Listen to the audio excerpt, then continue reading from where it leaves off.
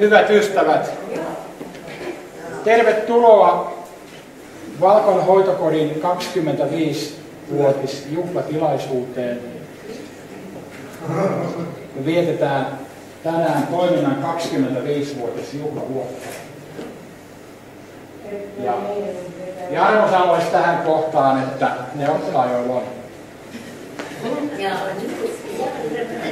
Tervetuloa.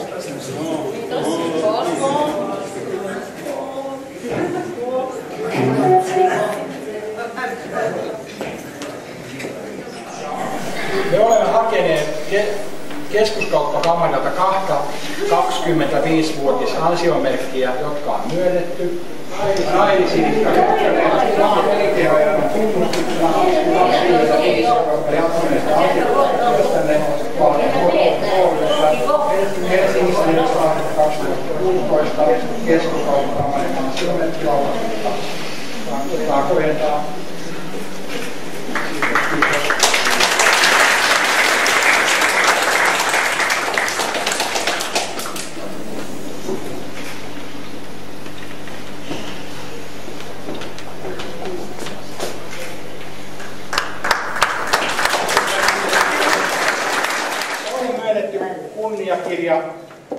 Kirjassa lukee näin.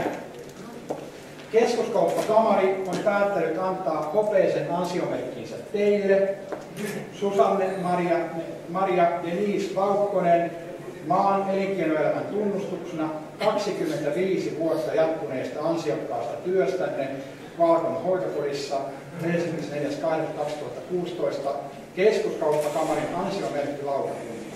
Lakoetaan kunniakin.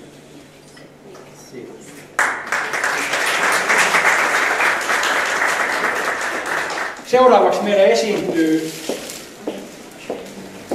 lauluyhtiön Aika Mie.